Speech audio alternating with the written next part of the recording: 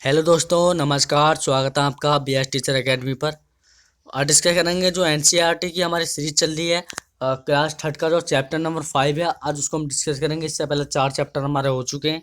तो चैप्टर का जो नाम है वो है छोटू का घर। ठीक है। अब यहाँ पे जो छोटू है, छोटू पहली बार मुंबई आया। ठीक है। छोटू जो है वो पहली बार कहाँ आया था? तो छोटू पहली बार मुंबई आया। ठीक है। तो छोटू पहली बार जब मुंबई आया तो वहाँ पर ये था उसका गमछा उसने ले गया था और वो सड़क के किनारे, मतलब सड़क पे जा रहा था।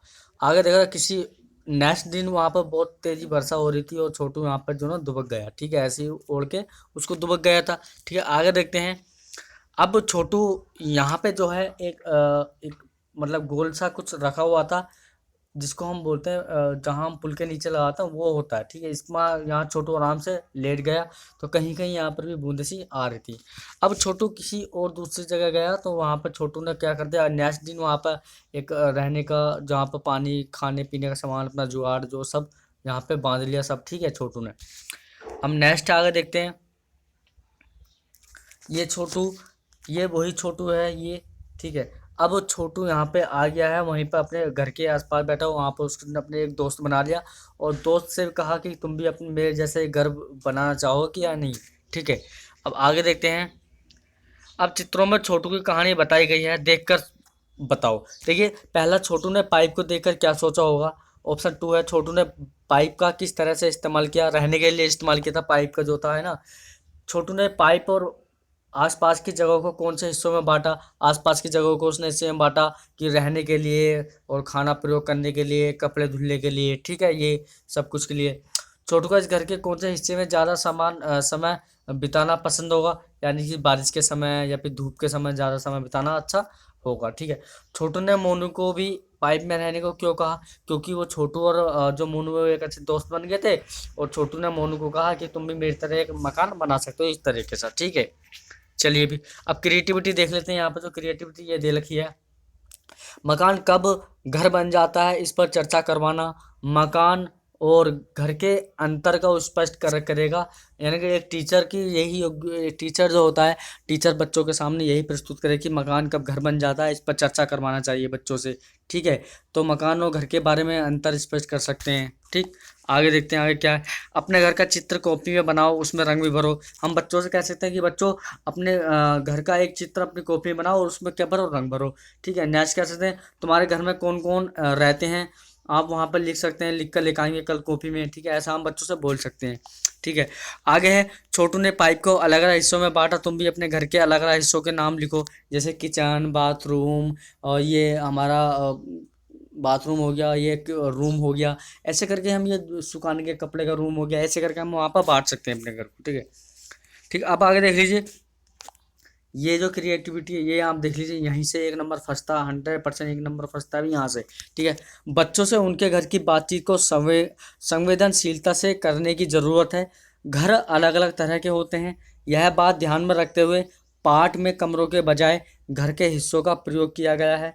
घर के हिस्सों में विशिष्ट व्यक्तियों का जाना या न जाना उनके घर के तौर तरीकों को दर्शाता है। ठीक है। ये बच्चों के सामने हम प्रस्तुत कर सकते हैं कि बच्चों ऐसे हम रह सकते हैं, घर में ऐसे रहते हैं, घर में ऐसे रहते हैं, कमरे में ऐसा रहना चाहिए और जो हमारे घर पे आते हैं उनके साथ ऐसा हमें बर्ताव करना चाहिए। ठीक है। नेक्स्ट देखिए, नेक्स्ट क्या है।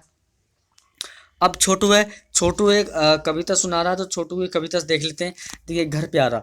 सदा यही तो कहती हो माँ, घर यह सिर्फ हमारा अपना, लेकिन माँ कैसे मैं मानूं, घर तो यह कितनों का अपना। यानी घर जो होते हैं वो कितनों का ही घर हो सकता है। ठीक है। हमारा ही नहीं, मतलब कितनों का एक घर, हमारा जो एक घर होता है वो उसमें कितनों का ही घर हो सकता है। कैसे, वो आगे देखती है छोटू की कविता के माध्यम से। देखो तो देखो तो कैसे ये चूहे खेल रहे हैं पकड़म पकड़म। यानी कि एक हमारे जो मकान होता है उसके अंदर चूहे भी रहते हैं। ठीक है। और हम भी रहते हैं। ठीक। कैसे मच्छर टहल रहे हैं, कैसे मस्त पड़ी मकड़ी। यानी कि मच्छर भी अपने घर में रहते हैं और मकड़ी भी अपने घर में रहती है। ठीक है बच्चों। तो आगे देखते हैं। और छिपकली को दो देखो, चलती है जो गश्त लगाती। यानी कि जो छिपकली है वो कैसे गश्त लगाए हुए यानी कि चल रही है। ठीक है। अरे कतारे बांधे बांधे कहाँ चींटियाँ दौड़ी जाती। यानी कि जो चींटियाँ हैं वो कतारे बांधे बांधे कहाँ दौड़ी जाती हैं। वो चींटियाँ भी हमारे मकान में रहती हैं, छिपकली भी हमारे मकान में रहती हैं और तो और कुत्ते भी हमारे मकान में रहते हैं। ठीक है। आगे है, और उधर आंगन में देखो पंछी कैसे झपट रहे हैं, यानी कि जो पंछी हैं वो कैसे झपट रहे हैं, बिल्कुल दीदी और मुझे जैसे किस बात पर झगड़ रहे हों जैसे। ठीक है बच्चों, तो कह सकते हैं जो हमारे पंछी होते हैं वो भी अपने घर में रहते हैं। ठीक है आगे, इसलिए तो कहता हूँ माँ, घर न समझो सिर्फ हमारा, सदा सदा से जो भी रहता सबका ही है घर, यह है प्यारा। ठीक है, क्या आप जानते हो बच्चों, चूहे में देखने की क्षमता कम, यानी कि ये जो क्वेश्चन है यहाँ से क्वेश्चन पूछा ही जाता है कि चूहों में देखने की क्षमता कम, परंतु सूंघने, छूने तथा स्वाद वाली क्षमताएं बहुत ही तीव्र होती हैं चूहे के अंदर। और एक क्वेश्चन आपसे आता है कि गिलहरी के जो दांत होते हैं वो किसके कुतरने के कारण वो घिसते रहते हैं, तो आगे की वो बजाय बढ़ते रहते हैं ना, चूहा वहाँ पर ऑप्शन आता है चूहा और गिलहरी आता है, तो वहाँ पर आप क्या सिलेक्ट करेंगे कि गिलहरी सिलेक्ट करेंगे। क्यों? क्योंकि जो गिलहरी के दांत होते हैं आगे की ओर बढ़ने की बजाय घटते रहते हैं, वो इसलिए घटते हैं क्योंकि वे चीज़ों को कुतरने के लिए रहते हैं, वो अपने दांतों को घिसती रहती है। ठीक है बच्चों, और बच्चा टोली भारत ज्ञान विज्ञान समिति, ये जो है कविता दी गई है इसके माध्यम से। आगे है, ऐसे दो जानवरों के चित्र बनाओ जो हमारी मर्जी के बिना हमारे घर में रहते हैं, चित्र के नीचे उनका नाम भी लिखो। भाई हम यहाँ पे एक चूहा लिख सकते हैं, ठीक है, और क्या लिख सकते हैं, बिल्ली भी लिख सकते हैं। ठीक है, तो बिल्ली और चूहे में चित्र बना सकते हैं, बच्चों से हम कहते गतिविधि करवा सकते हैं, ये वाली बहुत अच्छी गतिविधि होगी। ठीक है, बच्चों मज़े भी लेंगे इसमें गतिविधि में। आगे हैं भाई, अब आगे देखते हैं, देखिए आगे देखते हैं, देखिए नेक्स्ट जो है ये है, ये तुम्हारे घर में सफाई का काम कौन कौन करता है, तो बच्चों से पूछ सकते हैं कि तुम्हारे घर में सफाई का काम कौन कौन करता है। और इसमें आगे पूछते हैं तुम सुबह शौच के लिए कहाँ जाते हो, यानी बच्चों से पूछ सकते हो, बच्चा उत्तर देगा जरूर, तो यहाँ पर क्रिएटिविटी का एक मामला आ जाएगा सामने। आगे, क्या तुम अपने घर या घर के आसपास किसी शौचालय का प्रयोग करते हो, ये बच्चों से पूछ सकते हो। उसकी सफाई कौन करता है, या फिर तुम शौचालय की सफाई में किस तरह मदद करते हो, है ना, ये बच्चों से हम पूछ सकते हैं। ठीक है, अब टॉयलेट का उपयोग, नेक्स्ट है भाई टॉयलेट का उपयोग। ठीक, अब जो टॉयलेट का उपयोग है इसके बारे में महत्वपूर्ण जो बातें कही गई हैं वो महत्वपूर्ण बातें देख ली। टॉयलेट का उपयोग, सिम्मी ने देखा कि उसका दोस्त बिल्लू, यानी कि सिम्मी ने देखा कि उसका दोस्त बिल्लू अचानक ठीक महसूस नहीं कर रहा है, वह उससे बात भी नहीं कर रहा है। सिम्मी कहती है, बिल्लू क्या हुआ, तुम बहुत सुस्त लग रहे हो। बिल्लू कहता है, मुझे नहीं पता टॉयलेट कैसे इस्तेमाल करना है, हमेशा की तरह हीरा मैडम मुझे फिर से टॉयलेट ठीक से न इस्तेमाल करने पर डांट लगाएगी। ठीक है, आगे है, सिम्मी अब बोलती है, तो फिर तुम टॉयलेट का प्रयोग ठीक से क्यों नहीं करते हो। अब बिल्लू कहता है, मुझे डर है कि मैं टॉयलेट में गिर न जाऊं, है ना।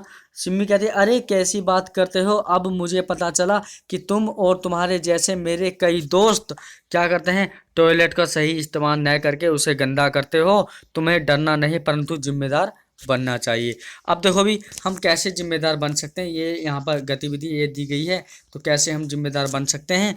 तो देखो बच्चों कैसे बन सकते हैं बच्चे जिम्मेदार या छात्र, तो पहला है टॉयलेट सीट का ठीक से इस्तेमाल करना चाहिए। ऑप्शन यहाँ पर अगला है, इस्तेमाल करने के बाद हमेशा फ्लश करें। आगे दे रखा है, अपने आप को ठीक से साफ करें। टॉयलेट जाने के बाद अच्छी तरह हाथ धोए कम से कम 20 सेकंड। आगे है, तुम्हारे स्कूल में टॉयलेट की क्या व्यवस्था है। ऑप्शन आगे है, क्या यह साफ सुथरा रहता है। आगे, इसे कौन साफ करता है और कैसे साफ करता है। आगे है, तुम इसकी सफाई में किस तरह मदद करते हो, ये हम उनसे बच्चों से पूछ सकते हैं। ठीक है गाइस, आगे देखो अभी, देखिए आगे देखिए, सॉरी गाइस, ये देखिए ये टॉयलेट है ना, ये फ्लश है, जो हम फ्लश करते हैं इसको दबा देते हैं, ये यहाँ से पानी निकलना स्टार्ट हो जाता है, ये फ्लश हो जाता है।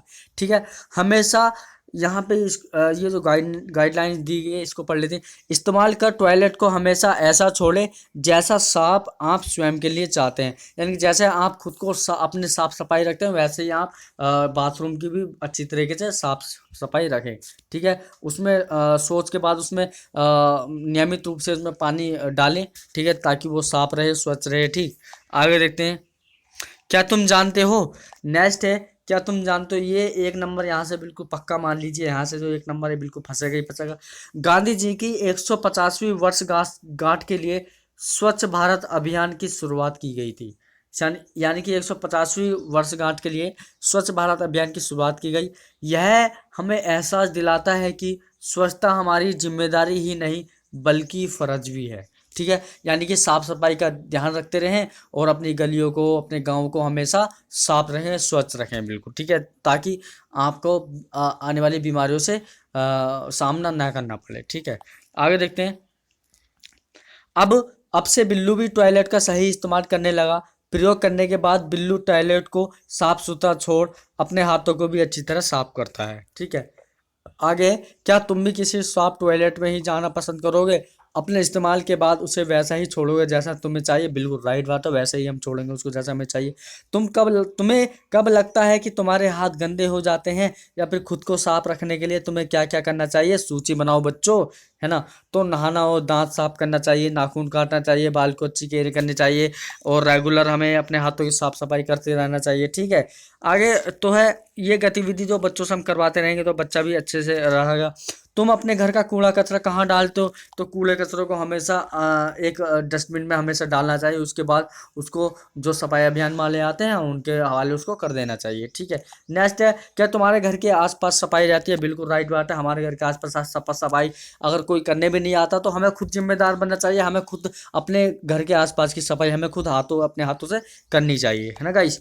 तो आगे है, लता का घर इस तरह से सजा है, क्या तुम अपने घर को किसी खास तरह से सजाते हो? कब और कैसे सजाते हैं? दीपावली पर सजाते हैं, और होली पर, जो भी त्योहार आते हैं उन पर हम अपने घर को अच्छी तरीके से सजाते हैं। ठीक है गाइस, तो आगे देखते हैं आगे क्या है। देखिए भी, ये जो क्रिएटिविटी है ये देख लीजिए आप, इस क्रिएटिविटी को देख लीजिए, यहाँ से एक नंबर फंसेगा ही फंसेगा। ठीक है, पाठ में प्रत्येक बच्चे से उसके घर की सजावट के बारे में पूछा गया है। बच्चों से विभिन्न अवसरों, देखा भाई अवसर, मैं आपसे हमेशा कहता हूँ, यानी कि जो अवसरों पर घर सजाने की प्रक्रिया बातचीत से है। स्थानीय सामग्री के उपयोग तथा त्योहार मनाने के महत्व को उभारा जा सकता है। यानी कि बच्चों को एक प्रत्येक अवसर का मौका देना चाहिए, प्रत्येक अवसरों का उनका ध्यान रखना चाहिए, है ना। उन्हें आगे की ओर उजागर करना चाहिए, और उन्हें कक्षा में स्थायी न रखकर उनको बाहर की दुनिया से लैस कराना चाहिए। उन्हें बाहर की दुनिया की जानकारी देनी चाहिए, उन्हें पर्यावरण से जुड़े सवालों के बात पूछना चाहिए। ठीक है गाइस, तो ये थे भाई नेक्स्ट जो हमारा चैप्टर था, वो नेक्स्ट चैप्टर मैं अगले दिन लेकर आऊँगा। तब तक के लिए जय हिंद, जय भारत।